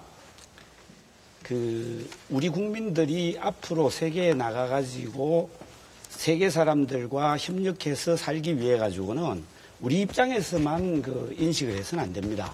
역사 교육에서는 상대방의 입장에 서가지고 또 그 사실을 그때의 일을 보는 것을 기본으로 하고 있습니다. 특히 선진국의 역사 교육에서는 그거를 훨씬 더 중시하고 있습니다. 요즘 사조 중에 하나가 뭐냐 하면은 공감 능력이야말로 21세기에 우리가 학생들한테 길러야 될 능력이라고까지 얘기를 합니다. 우리가 일제에 대해서 비판적인 시각만 가지고 일제 자체가 어떤 입장에서 그런 지배 정책을 하고 악독하게 했는지에 대해서도 우리가 이해를 하고 일본과 싸울 때 나는 대한민국 국민이 이길 수 있다고 생각을 합니다. 예. 그거는 그렇게 일방적으로 왜 당신들은 일본의 편을 드느냐 이렇게까지 얘기한다라고 하는 거는 알겠습니다. 부분만을 보고 하는 얘기지. 자, 잠깐만요. 전혀 그렇지 않다라고 하는 걸 말씀드립니다. 우리 시청자분들께서는 이제 이런 토론을 지켜보면서 아마 판단들을 하시게 될 것 같고 지금 시간은 별로 없는데 언급 안 된 부분이 박정희 정권 이후 김대중 노무현 정부, 이명박 정부 등등에 대한 기술에 있어서도 형평성은 잃었다는 지적들이 나왔었기 때문에 그 대목 누가 좀 말씀하시고 거기에 대한 답변 좀 듣고 우리 또 패널들 이야기를 들어야 되니까요. 지금 뭐 전체적으로 보면 이 교과서에 느끼는 것은 예를 들면 그 당시 그 민간인들에 대한 그 대량 학살이 이루어졌고 또 희생이 이루어졌던 제주 4.3 사건이라든가 5.18에 대한 기술이 대단히 소략합니다. 그리고 거기에 보면 그런 학살의 주체가 누군가가 나와 있지를 않아요. 뭐 그것은 예를 들자면 우리가 그거 이외에도 예를 들자면 사실 지난번에도 교과서 쓸 때마다 사실 그 이전 정권 또는 현 정권을 어떻게 쓰느냐가 상당히 논란이 많이 됐습니다. 그래서 그런 것들을 상당히 많이 이제 극복하기 위해서 많은 교과서들이 애를 쓰고 있죠. 그런데 이 교과서에서 보면 그 안에서 대단한 어떤 편향성이라는 것이 드러나고 있기 때문에 문제가 되는 것이죠. 특히 뭐 이명박 정부에 대해서 쓰신 것들을 보면 이거는 사실 그 전에 있었던 여러 가지 중요한 사건들 이런 것들은 다 제외시키면서 거기다가는 예를 들면 굉장히 아주 세세하게 여러 가지 내용들을 담아놓음으로써 이 교과서가 어떤 그 편향된 교과서가 아니냐라는 그런 생각을 가질 수밖에 없는 것이고 그리고 나아가서는 이승만이라든가 박정희라든가 이런 우리나라에 어떻게 보면 뭐 민주주의를 훼손시켰던 장기 독재를 통해서 그런 사람들에 대해서는 굉장히 많은 아주 우호적이고 그리고 그들을 옹호하는 그런 서술을 통해서 사실은 그들이야말로 어떻게 보면 자유민주주의를 훼손시켰던 장본인이 될 수밖에 없는 것인데 마치 그들이 자유민주주의를 수호한 것처럼 이런 인상을 줄 수 있는 서술들이 대단히 많다는 것이죠. 그런 것들이 이 교과서가 대단히 편향된 교과서일 수밖에 없다라고 하는 그런 이유가 되는 것입니다. 예. 우리 교과서야말로 역대 정권에 대해서 가장 공정하게 공과 과를 모두 서술한 교과서입니다.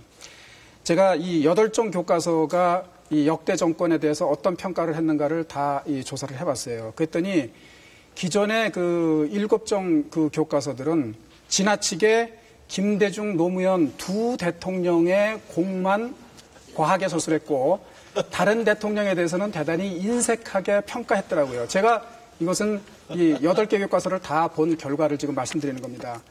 그 다음에 이제 이 5.16을 시작해가지고서 이제 이 박정희 대통령 관련된 부분인데 예. 이 박정희 대통령 그 시기의 그 부분에 대해서 기존 교과서들은 모든 것을 지나치게 어두운 색깔로다가 칠하려고 하는 그 노력을 많이 했습니다. 그래가지고 그것이 심지어는 근거도 없이 너무 그 확실한 근거도 제시하지 않으면서 교과서에 너무 이 대한민국 국민으로서의 어떤 이 정체성에 손상을 가져오지 않는가 하는 그런 그 생각을 하게 만드는데 그 대표적인 예가 뭐냐면은 몇몇 교과서들에서는 우리가 월남 파병한 것을 가지고 비난하면서 뭐 한국군에 의해서 양민이 학살됐다. 뭐 한국군에 의해서 양민이 희생됐다. 그 학살이라는 표현을 갖다 함부로 쓰는 게 아니거든요. 그런데 한국군이 기본적으로 이 월남에 그 파병된 이유는 우선 기본적으로는 이 자유세계의 일원으로서 이 공산주의 침략을 막기 위해서라고 하는 것이고 두 번째로는 우리 이 경제 발전에 필요한 그런 어떤 또 군대의 어떤 그 현대화에 필요한 어떤 그 지원을 확보하기 위해서인 것이죠. 그러면 국가로서 볼 때는 그 당시에 이 북한에 비해서 상당히 그 불리한 입장에 있었던 그런 국가적인 그 지도자로서는 그거는 택할 수 있는 방법이고 그 고충을 이해해 줘야 됨에도 불구하고 그것을 부정적으로 묘사했을 뿐만 아니라 정치적으로도 이 대단히 왜곡된 내용을 쓰고 있어요. 뭐냐면은 동백림 간첩단 사건 조작이라고 하는 표현을 쓰고 있는데 동백림 간첩단 사건은 조작된 게 아닙니다. 단지 그 과거사위원회에서도 그것이 확대 과장됐다는 말을 했지 그것이 조작됐다는 말은 하지 않았어요. 그런데 천재 교과서에서 그것이 조작됐다고 지금 쓰고 있어요. 그 명백한 역사적 왜곡이죠. 그다음에 역시 마찬가지로 제1차 인혁당 사건도 그것은 조작이 아님에도 불구하고 마치 제1차 인혁당 사건을 일으켜서 시위를 억누르려 하였다고 해가지고 조작한 것처럼 서술하고 있어요. 그거는 명백히 이 박정희 대통령 시대를 의도적으로 폄하하려고 쓴 그야말로 왜곡입니다. 주 교수님, 네. 그 대목 쓰신 분이니까. 그러니까 지금 말씀하시는 것 가운데서 제일 좀 제가 문제라고 생각하는 것은 예를 들면 베트남 파병을 통해서 나타났던 뭐 베트남의 민간인 학살이라는 언급이 있습니다. 네. 사실 그거는 역사적 사실이죠. 그러니까 어떤 학살을 했는지 좀 얘기 좀 해주시겠어요? 그거는 뭐 여러 가지 사건들이 있지 않습니까? 그러니까 한 가지만 얘기해 보세요. 미라이촌 사건 같은 게 있죠. 그게 우리가 한 거예요? 아니, 그건 미군이 한 거지만. 근데 그러니까 우리가 한 거를 얘기를 해보세요. 한국군이 한 거를. 지금 이 자리에서 아니 지금 여기에 교과서에 제시도 하지 않으면서 한국군이 그 민간인을 학살했다라고 그 교과서에 표현하면 됩니까?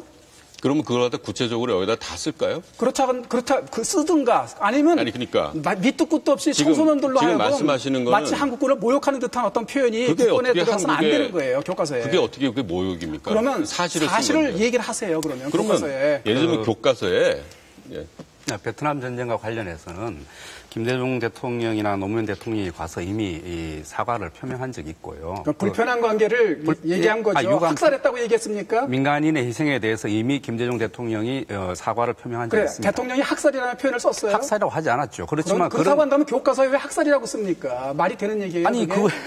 아니 실제 하는 사건들이 있기 때문에 그렇게 쓰는 거예요. 베트남 전쟁. 그게 청소년들한테 적합한 역사. 그렇다고 해서 그럼 베트남 전쟁에 대해서 우리가 경제적으로 이득을 봤다는 이야기만 교과서에 쓰면 됩니까? 공과 과를 얘기하시는 분들이 한 가지만 쓰면 안 되죠. 학살이라고 얘기하려면 그 근거를 거기서 밝혀야 될 거 아니에요. 근거는 자료를 찾아보거나 더하면 교과서에 그냥 양민 학살이라고 그다음에 그 막연히 있으면 어떻게 됩니까 그게? 아니 그런 부분은 당연히 더 교사의 역할이 있는 것이고 학생이 찾아보는 부분도 있는 것이죠. 알겠습니다. 좋습니다. 다른 부분을 제가 말씀을 드리겠습니다. 지금 여러 가지 이야기를 하셨기 새로운 때문에. 주제입니까? 아니요. 말씀하세요. 해방 베트남 말고 나머지 부분에 대해서 좀 말씀을 드리고 싶은데요. 문제 지적하신 거에 대한 답변. 그렇죠. 교과서의 전반적인 부분은 뭐냐면 민주화 축소, 독재에 대한 어떤 미화 이런 걸로 요약이 될 수 있습니다. 예를 들면 우선 4.3 사건에 대해서 법률과 다른 규정을 이 교과서에 하고 있어요. 예를 들면 4.3 사건은 47년 3월부터 54년 시기에 민간인 희생을 중심으로 하는 어떤 그 사건으로 지금 규정이 되어 있거든요. 그런데 이 교과서는 48년에 이 남로당 봉기만이 4.3 사건인 것처럼 기술되어 있고요. 그 과정에서도 경찰과 우익의 희생을 다루고 그 수습 과정에서 그 과정에서 일부 민간인이 희생된 것처럼 읽히게 돼 있단 말이죠. 이런 것들이 대단히 큰 문제고요. 그다음에 이 4.19 시기도 마찬가지입니다. 5.16을 미화하는 부분이 대단히 많은데요. 그 4.19에 대한 폄훼입니다. 왜 그러냐면요. 이 교과서에 이런 부분들이 있습니다. 3.15 부정선거에 대해서 어떻게 쓰고 있냐면요. 정부는 이기붕을 부통령으로 당선시키기 위해 부정선거를 자행하였다. 이 선거의 핵심은 이승만 당선입니다. 이승만 부분을 빼고 이기붕만을 얘기하면 이기붕의 입장에서는 대단히 좀 기분 나쁜 서술이 되겠죠. 그리고 또 4월 11일에는 시위로 숨진 학생 김주일의 시체가 바다에서 인양되었다. 시위로 숨진 게 아닌 것이고 체류탄에 맞아서 숨졌다는 게 기존의 정설입니다. 이런 부분을 의도적으로 시위라고 쓰고 있고요. 예. 고대 학생들이 동대문 근처에서 깡패들의 습격을 받아서 아주 곤욕을 치릅니다. 이 사건을 어떻게 쓰고 있냐면 정치 깡패들에 의한 폭행 사고가 일어났다고 씁니다. 이 폭행 사고가 아니고 정치 테러죠. 이런 부분들 이렇게 하면 안 되고요. 또 한 가지만 말씀드릴게요. 장면 정권이 경찰 4,500명 이상을 해고시켰다고 쓰고 있습니다. 근데 그것은 경찰의 부패가 너무 심했기 때문에 당시에는 경찰 개혁을 하지 않을 수가 없었습니다. 그리고 경찰 개혁의 부정부패가 4.19의 중요한 원인이기도 했습니다. 그런데 마치 그래서 치안이 약해지고 북한이 내려올 위험이 있으니까 군부가 5.16을 일으키는 것이 합당한 것처럼 쓰고 있어요. 5.16에 대해서도 5.16이 일어난 다음에 윤보선 대통령이 인정하고 육사 생도들이 지지 시위를 하고 미국이 적극적으로 인정했다 이렇게 쓰고 있거든요. 근데 일면적인 겁니다. 좋습니다. 당시에 거기까지. 제가 반론을 해드리겠죠. 지금 지적한 거에 대한 반론만 듣고 패널들 이야기 듣겠습니다. 4.3 사건에 대해서 이신철 교수께서 참 많이 왜곡을 하고 계신데 4.3 사건이라고 하는 특별법에 의한 4.3 사건은 47년서부터 54년 맞아요. 그런데 4월 3일 날 일어난 사건은 뭐냐면은 그건 무장 봉기예요. 그리고 누구에 의해서 일어난 무장 봉기냐? 남로당에 의해서 제주도 남로당에 의해서 일어난 무장 봉기입니다. 그게 4.3 사건이다 이거죠? 4.3 사건이 아니라 4월 3일 날 일어난 사건이에요. 네, 근데 4.3 사건이 쓰고 있지 않습니까? 자, 보세요. 다시 한번 보세요. 4월 3일이라고 표현되어 있으니까 4월 3일이라고. 자, 그런데 이미 김대중 대통령도 이 4.3 특별법을 만들 때 CNN하고 인터뷰를 하면서 4.3은 공산주의자들의 폭동이지만 그 과정에서 억울한 일을 당한 사람들이 많기 때문에 이런 특별법을 만들어서 그들에 대해서 이제 대해주는 것이다라고 하는 그런 인터뷰를 한 바가 있습니다. 그러니까 또 4.3 사건 진상 보고서에도 보면은 누가 이 보고서의 책임자인지는 아시죠? 이 박원순 현 시장이 이 보고서의 책임자고, 그 다음에 지금 현재 국회의원이신 이 강창일 의원께서 거기에 간사를 맡으셨는데, 그 안에 분명히 4.3은 남로당이 조직 수호와 단선 단정 반대를 위해서 일으킨 것이다라고 하는 것으로 다 명시가 되어 있습니다. 저는 그 보고서를 보고선 판단한 것이지. 5.16 부분까지도 한 말씀. 5.16 마찬가지입니다. 잠깐만 제가 세상. 이 5.16이라고 하는 것이 일어나게 된 배경과 그것이 무혈 쿠데타로서 정착이 되게 된 그런 배경, 참 의아한 일 아닙니까? 왜냐하면 보통 후진국에서 쿠데타가 일어날 경우에는 대체로 그것이 유혈화되거든요. 그런데 그 이유를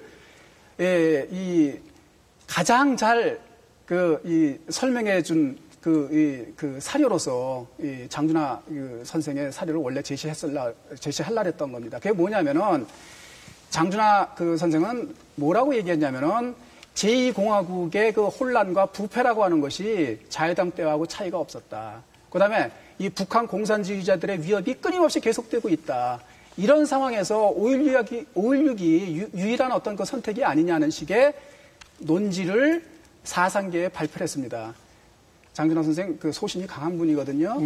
바로 그분이 그런 식으로 했다고 한다면은 적어도 이 5.16 때의 상황이 어떤 건가를 우리가 이해할 수 있다는 얘기입니다. 좋습니다. 그것이 구태다라고 하는 것을 제가 부정하는 것이 아니고 알겠습니다. 헌정 중단이라는 것을 부정하는 게 아니에요. 자, 각종 문제 제기가 있었고 문제 제기 당한 거에 대해서 어떤 의도로 집필을 했는지에 대한 설명까지를 균형 있게 들었다고 생각이 되고요. 우리 시민 패널들 얘기 잠깐 듣고 마무리 토론으로 이어가겠습니다. 이 자리에 우리 중립지대 시민 패널들 계신데 오늘은 중립지대에 계신 분들이 참 말씀하기가 어려울 것 같아요. 얘기가 워낙 전문적인 부분들이 많이 나와서. 그래도 토론을 지켜보면서 조금 이 논의가 앞으로 가기 위해서는 건설적으로 이런 것들을 검토해봤으면 좋겠다. 그런 의견 계신 분들 손 들어주시죠. 말씀하실 분. 네, 여자분부터. 마이크 좀 어디 있습니까?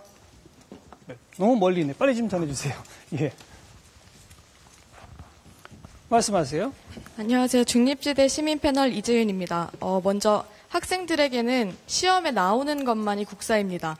여기 계신 네 분 패널들도 그거를 너무 잘 알고 계셔서 이제 마치 그 교과서 집필자가 아니라 장인처럼 생각을 하시는 것 같아요. 근데 지금 계속 토론을 하신 것처럼 같은 사료를 두고도 다른 해석이 계속 왔다 갔다 하셨잖아요. 그래서 이제 양쪽에 제가 드리고 싶은 질문이 있는데요. 천재교육 교과서 집필하신 분들 아까 위키피디아를 자료를 제시를 해주셨잖아요. 근데 위키피디아가 바로바로 수정이 되는 건데 혹시 그런 문제점이 있으신 거에 대해 위키피디아에 혹시 수정을 하시거나 의견 제시를 하셨는지. 오해가 있으신데 네. 위키피디아를 인용해서 교학사 교과서를 썼다고 네. 이쪽에서 주장하시는 거지 네. 천재교육이 그걸 인용한 것은 아니니까요. 인용한 게 아니라 거기에 대해서 이제 문제점을 갖고 계신데 그 위키피디아에 혹시 그런 문제점을 어떻게 뭐 의견을 개진을 하셨는지를 여쭤보는 거예요. 예, 그리고요. 또. 예, 그리고 교학사 이제 그 집필하신 분들께 여쭤보고 싶은 건 저는 이렇게 그 교과서에 써 있는 언어나 그런 표현들이 굉장히 이렇게 민감한 것인 줄 오늘 토론을 들으면서 알았는데 뭐 연평균이라든지 명시, 명기의 차이 이런 것들이 그렇게 큰 해석의 차이를 가지고 올 수 있다면 다음 교과서에서는 그거에 대해서 좀 이렇게 서술을 해주셔서 학생들이 조금 더 거기에 대해서 열린 생각을 할 수 있게 만들어 주셨으면 좋겠어요. 그래서 이제 저는 결론적으로 토론을 들으면서 생각을 했던 거는 지금은 이제 협업과 공유 지식이 많이 그 사회 트렌드잖아요. 근데 지금 저는 굉장히 보면서 좋았던 게 국사가 죽어있는 지식, 암기하는 지식이 아니라 이렇게 살아있는 지식일 수 있다는 게 굉장히 좋았어요. 그래서 네 분이 같이 이런 식으로 공동 집필을 하시면은 굉장히 좋은 교과서가 나오지 않을까 싶은데 그런 거를 통해서 이제 학생들이 조금 더 국사를 이렇게 재밌게 볼 수 있게 도움 주시길 그 얘기 제가 이따가 마무리 토론에 꼭 좀 여쭤볼게요. 네, 마이크 좀 더 받아주시고. 네, 중립지대 시민 패널 김정입니다. 교과서가 저는 어떻게 만들어지는지 몰랐는데 조금 나쁘게 말하면 생각보다 밀실에서 만들어지는구나라는 생각이 들었습니다. 예. 그래서 어떻게 보면은 자신과 그 견해가 맞는 분들이 몇 분이 모여서 만들었기 때문에 이 문장은 내가 썼다, 이 문장은 내가 썼다라고 하는 게 과연 그런 것들이 옳을까? 그리고 자기가 썼다라고 말하지만 과연 그것이 나중에 틀렸을 경우 책임질 사람은 누구인가에 대해서 조금 생각해 보게 만들었고요. 그리고 지금 한중일 3국에서 역사 학자들이나 선생님들이 열린 교과서를 만들고 있는데 왜 우리나라에서는 수능까지 치는 이렇게 필수 과목인 교과서가 이렇게 밀실에서 만들어질 때까지 왜 공론화되지 못했을까? 거기에 대해서 지금까지 만들어왔던 분들은 어떻게 생각하는지 궁금합니다. 알겠습니다. 또 이쪽에 마이크 좀 받아주실래요? 반바지 입으신 분? 예. 예, 중립지대 시민 패널 임상재입니다. 이 오늘 토론을 들으면서 역사 교과서에서 가장 중요한 건 아무래도 근거와 팩트라고 생각을 하는데요. 이 양쪽 교과서 모두 어느 정도는 입장 차도 있겠고 팩트에 있어서 차이점을 보인다고 생각을 합니다. 이 점에 있어서는 현재 그 검정을 하고 있는 국사 그 편찬위원회에서 팩트를 점검하는 규제나 이런 기준을 좀 강화할 필요가 있다고 생각을 하고요. 예. 그리고 아까 말씀했던 이제 다른 패널이 말씀을 했던 그 단어 선택 문제인데 단어라는 게 워낙에 민감하고 단어가 갖고 있는 속성 자체가 있기 때문에 어떤 단어를 쓰냐에 따라서 사람들이 받아들이는 입장이 굉장히 다르거든요. 그래서 역사를 쓸 때는 이 단어 선택을 좀 더 중립적인 선택을 하는 게 좀 옳지 않나 생각을 합니다. 중립적 용어로 가급적 기술하는 게 어떠냐? 예. 또 의견 있으신 분? 예, 말씀하세요. 중립지대 시민 패널 최호선입니다. 딱 짧게 한마디만 말씀드리겠습니다. 역사는 근거 아래 팩트를 하면 아이들이 평가하는 거가 됐으면 좋겠습니다. 좌도 우도 우리는 원하지 않습니다. 학부모 입장에서 정확한 지식을 아이들한테 알려주는 걸 원하고요. 정확한 지식이 있어야 올바른 가치관이 들어가는 거라고 생각합니다. 예. 그랬으면 얼마나 좋겠습니까? 근데 그 정확한 지식에 대해서 서로 판단들이 다르시니까 이게 문제인 거죠. 한 분만 더 들을까요? 예. 마이크 잡으시고. 예, 중립지대 시민 패널 송대진입니다. 오늘 얘기를 들으면서 두 가지 정도로 생각해 볼 수 있었는데 첫 번째는 사료의 신빙성에 이제 논란이 있고 두 번째는 그걸 해석하는 시각의 논란이 있다고 생각합니다.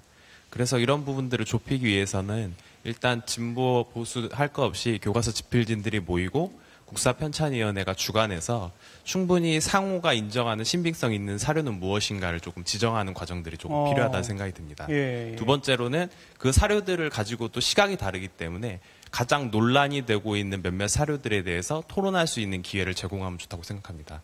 어떤 교과서라는 결과물이 나온 다음에 토론을 하면 예, 각자 일방적인 주장만 하게 되니까요.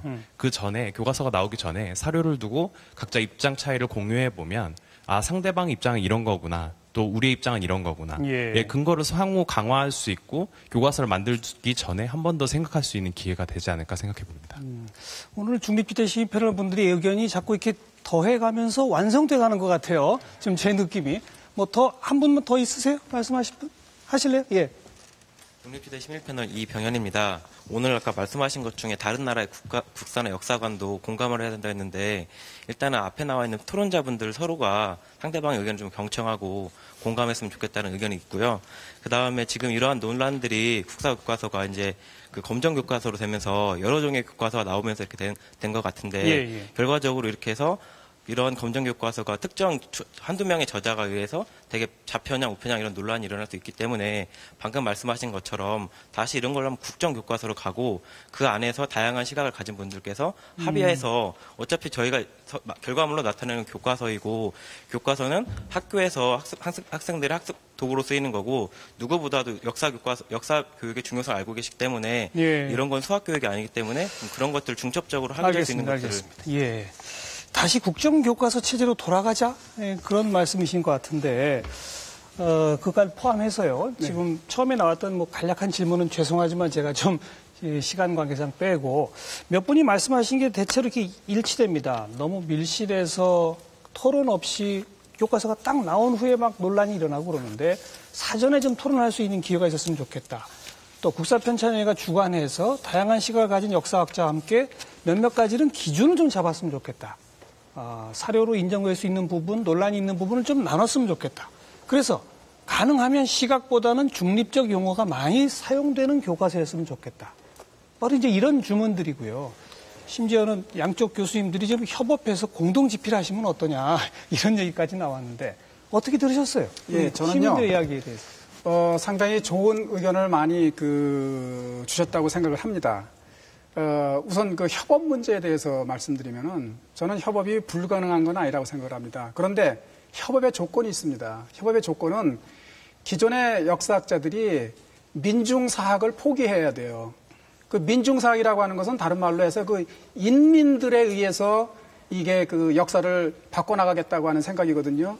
그런데 그 인민이라고 하는 것은 국민의 일부를 항상 적으로 삼고 배제하는 그런 특성을 가지고 있습니다. 그런데 우리는 항상 국민이 중심이 되는 역사를 써야 되는 것이지 인민이 되는 민중이 되는 그런 식의 그 역사를 써서는 안 되는 거죠. 그것만 된다면 저는 얼마든지 협업이 가능하다고 봐요. 저는 지금 말씀하듯이 우리나라의 뭐 모든 역사학자들, 특히 이 교과서 집필자들이 무슨 민중사학이다 이런 식의 이건 거의 마타도예요. 이런 식으로 얘기하면. 얼마나 다양한 사람들이 역사학자야말로 아시지만 얼마나 자기 개성이 강하고 자기 생각이 강한 사람들인데 이게 마치 하나의 뭐 90%가 다 뭐 좌편향이고 뭐 민중사학이다 이런 식의 얘기를 하시면 이러니까 협업을 할 수가 없는 거예요. 그리고 상대방을 예를 들면 무슨 뭐 마치 뭐 친북이니 뭐 좌경이니 뭐 이런 식으로 얘기하면 어떻게 거기서 토론이 가능합니까? 제가 말씀드리고 싶은 거는 아니 그동안에 그런 얘기들을 많이 해오셨기 때문에 좀 당연히 아주 굉장히 오늘 좋은 말씀 많이 해주셨는데 그렇죠. 요즘은 뭐 왜 그것이 불가능하겠습니까? 그러나 요즘은 상대방을 어떤 인정하고 상대방이 해온 것에 대해서 같이 공유하려고 하는 노력이 아니라 상대방을 그런 식으로 이데올로기적으로 재단을 해버리면 거기서는 서로 간에 협업을 하기가 대단히 어려울 수밖에 없는 거죠. 이명희 교수, 이신철 교수께는 지금 몇 분께서 말씀하신 국사편찬위원회가 좀 주관해서 사료 중에 논란 있는 대목과 그렇지 않은 대목 같은 거에 기준을 좀 잡아나가는 건 어떠냐. 거기에 대한 의견은 어떠세요? 저는 전적으로 받아들일 용의가 있습니다. 그리고 실제로 이 문제 국민들께서 많이 걱정하는 게 저도 공감이 되고요. 이 오죽하면은 이 국민들께서 저희들한테 그런 말씀 하실까 하는 생각이 듭니다. 그런 걸 해결하는 방법도 이 국사편찬위원회나 교육부나 이런 데에서 좀 공개 토론을 하고 아니면은 그야말로 양쪽 진영의 학자들 모여가지고 장기간 공동 토론 이런 걸 해가지고 어느 정도 그 좀 교과서 내용들을 합치시켜가는 그런 노력이 좀 필요하다고 생각합니다. 어떻게 보세요, 이 교수님? 예, 그 마지막 말씀에 대해서는 전적으로 동의합니다. 미국에서도 4년간 교육과정을 대토론을 통해서 만들어 보려고 했던 시도가 있었고요. 그런데 우리 현실에서 몇 가지 좀 중요하게 생각해야 될 부분이 있는데요. 하나는 지금 방금 우리 청중석에서 말씀하신 부분들을 다 국가가 지금 하려고 애를 쓰고 있습니다. 예를 들면 교육과정을 몇 년 동안 논의해서 만드는 게 정상적인 과정이고요. 예. 그리고 교과서 집필도 보통 4년 정도 걸리고요. 3년 이상의 기간을 투자를 합니다. 그리고 이런 그 공개된, 그러니까 한 팀이 이제 만들지만 그것을 검증 과정을 통해서 여러 연구자들이 그것을 검증하는 시스템이 갖춰져 있습니다. 근데 지금 문제는 뭐냐면, 이명박 정권이 들어서고 난 다음에 교육 과정을 너무 날치기로 만들어서 그것을 강압적으로 했다는 것이죠. 그리고 그 역사학자들이 다 반대했음에도 불구하고 여기 계신 두 분 선생님을 비롯한 특정 학회에서 주장한 자유민주주의라는 용어를 어거지로 집어넣고 교과서를 1년 만에 쓰게 만들었기 때문에 지금 교과서는 8개월 만에 거의 8개월 정도 만에 쓴 거거든요. 불가능한 시간입니다. 이런 식으로 졸속으로 했기 때문에 생긴 문제들이고요. 당연히 오류가 많을 수밖에 없죠. 그리고 대단히 위험한 말씀도 좀 있었는데 뭐냐 하면 국사편찬위원회가 주관해가지고 여러 사람들의 의견을 들어서 사료를 만들겠다. 예. 사료를 뽑고 공동의 용어를 만들고 한다고 하는데 공동의 용어는 이미 편수 용어라는 게 만들어져 있습니다. 중립적인 용어가. 그렇지만 예를 들면 11 사건 같은 게 중립적인 용어죠. 근데 11 폭동을 했다가 수정 지시를 받았죠. 근데 일부는 고치고 일부는 안 고치셨습니다. 아무튼 그런 부분으로 용어는 이미 만들어져 있지만 더 중요한 것은 뭐랄까요. 그 충분한 시간과 이것을 통해서 만들어질 수 있는 시스템은 있지만 그것이 지금 작동이 안 되고 있다는 게 더 중요한 것이고요. 또 하나는 아까 그 국가가 그걸 하게 되면 국정 시스템은 엄청나게 위험합니다. 왜냐하면 국가가 역사 해석을 독점했던 시대를 우리는 이미 1974년부터 해왔습니다. 그건 제가 정리하겠습니다.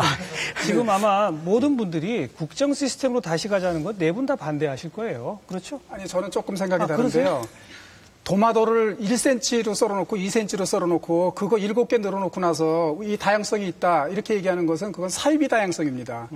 입장이 다른 교과서를 용납해야지만 그것이 진정한 다양성인데 지금 입장이 다른 교과서 하나 나왔다고 해가지고 온통 공격을 해야 된다고 한다면 차라리 국정으로 돌아가는 게 낫죠. 아니죠. 그럼 국정을 어떻게 만들죠? 이게 도대체 교과로 쓸 수 있을 만큼의 사실적인 엄밀성 그리고 편향적이지 않은 기술 그런 책이 나왔으면 얼마든지 그건 인정할 수가 있는 거예요. 그게 바로 7개 교과서에 더 심하게 나타난다고 하는 것을 제가 말씀드렸습니다.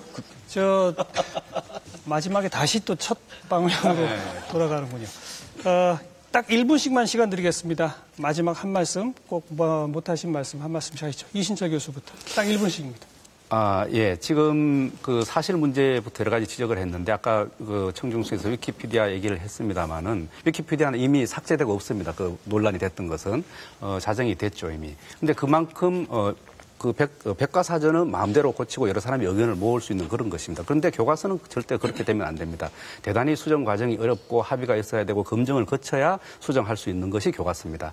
그런데 무분별하게 그런 사실들을 갖다 썼습니다. 그리고 예를 들면 이 교과서에서는 포츠탐 선언, 얄타 선언 뭐 이런 것들의 연도가 잘못되어 있어서 제일 자주 나오는 시험 문제에 나오는 사실들이 오류가 있습니다. 학생들이 나중에 시험을 볼 때 그것을 맞출 수가 없습니다. 이런 것들은 교과서로서 기본적인 자격의 문제가 되기 때문에 저희가 문제를 삼는 것이지 결코 무슨 특정한 어떤 역사 해석의 문제 삼는 것이 아니라는 것입니다. 이명희 교수 딱 1분입니다.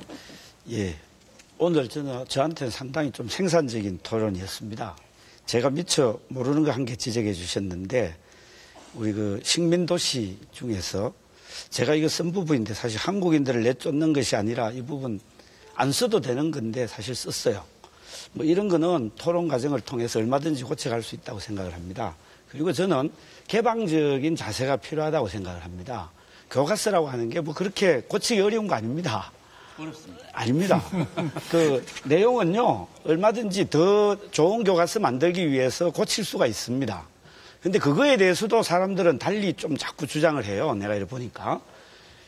그래야지 우리 아이들한테 조금이라도 더 좋은 교과서를 우리가 제공할 수 있거든요. 그런 체제가 우리나라는 좀 돼 있는 것 같고요. 다만 이제 오늘 제가 한마디 좀 말씀드리고 싶은 거는 이겁니다. 오늘 뭐 여러 가지 하셨는데 저는 우리 그 교과서가 나오고 나서 북한의 김정은 정권에서 우리 교과서를 비판했다는 얘기를 듣고 조금 저는 안도를 했습니다. 현재까지 우리 그 근현대사에 관한 서술에 대해서 북한에서 웬만하면 비판했을 텐데 아직까지 비판 안 했거든요. 알겠습니다. 그게 확실히 좀 차별성을 더해주는 교과서를 우리가 써서 내가 우리나라 교육계에 좀 다양성을 더했구나 이런 생각을 하게 됐습니다. 자, 주 교수님. 사실 지금 제대로 이번에 검정 시스템이 작동했으면 사실은 이 교학사 교과서는 검정을 통과할 수 없습니다. 우선 내용적으로 너무나 많은 오류와 그런 것들이 있기 때문에 뭐 다시 얘기하지 않겠고, 그러나 그런 것들이 이번에 제대로 작동하지 않았기 때문에 합격을 하고 말았는데, 앞으로 제 생각에는 좀 더 노력을 하셔서 이 교과서가 그런 그 시비에 걸리지 않도록 할 때까지 이거를 좀 유보하시는 게 어떨까, 그렇게 좀 제가 좀 제안을 드리고 싶고요. 사실 이렇게 교과서를 둘러싸고 이렇게 수없이 많은 논란이 있다는 것 자체가 사실 국민들한테 대단히 죄송한 일입니다. 그런데 그런 논의가 생산적이고 그리고 학문적이고 그런 입장에서 앞으로 좀 이루어져야지, 자꾸만 무슨 어떤 정치인들이 하는 그런 그 극한적인 용어 써갖고 이렇게 뭐 상대방의 입장을 뭐 좌편향이니 이런 식으로 몰고 가는 태도는 앞으로 좀 하지 않았으면 좋겠고, 사실 저는 지금 현재 우리나라의 그 일반적인 교과서들은 오히려 중도 우파적인 그런 경향이 있다고 생각하지, 이게 무슨 좌편향이라고 저는 절대로 생각하지 않습니다. 그거를 좌편향으로 본다는 것은 스스로가 너무 극단적인 편향이라는 것을 저는 반증하는 거라고 생각하고 앞으로 좀 그러지 않아줬으면 좋겠습니다. 권 교수님. 예, 만약에 검정 기준이 우리의 그 대한민국의 가치 기준에 맞게 그 적용이 된다고 한다면 우리가 관용을 발휘해가지고 교학사 교과서를 포함해서 3종만 합격하는 것이 타당합니다. 이 5종은 아주 이 좌편향 양상이 심각하기 때문에 저는 한 가지 사실만은 이 한국사를 연구하는 학자들이 공유했으면 하는데, 적어도 대한민국의 체제가 자유민주주의 체제고 그 자유민주주의 체제를 부정하지 말자는 거죠. 지난번에 자유민주주의 논쟁 있었을 때 국사학자들께서 상당수가 이 인민민주주의가 들어가야 되기 때문에 자유민주주의 들어가서는 안 된다는 식의 그런 말을 했고, 국가보안법이 폐지되어야만 자유민주주의 체제가 된다 하는 식의 그 발언을 했습니다. 제가 다 기록을 가지고 있어요. 바로 그와 같은 일이 한국사께서 대표돼서는 안 된다는 겁니다. 네. 저는 토론 마무리 지면서 네 분이 사용한 용어를 네 분께 돌려드리겠습니다. 네 분이 다 무슨 말을 하셨느냐. 다른 걸 인정해달라라고 말씀하셨어요. 또 공과 과를 공정히 기술했다라고 말씀하셨습니다. 또 어떠한 인상을 준다라는 식의 비평은 하지 말아달라라고 양쪽 다 말씀하셨어요. 근데 서로에게는 그런 기준을 적용하시면서 왜 타인에게는 그런 기준을 적용 못하시는지 좀 안타깝고요. 그런 걸 좀 넘어서서 정말 내용 중심의, 또 국사편찬위와 같은 국가기관이 중심이 돼서 하나하나 다져나가는 식의 토론은 앞으로 계속 좀 이어져 가야 되겠다, 이런 생각을 좀 해봤습니다. 네 분 오늘 수고 많으셨고요. 함께해 주신 시민 패널 여러분도 고생 많으셨습니다. 밤늦도록 시청해 주신 시청자 여러분께 감사드립니다. 예, 다음 주는 추석 연휴 관계로 한 주 쉬겠습니다. 그 다음 주에 다시 인사드리죠. 안녕히 계십시오.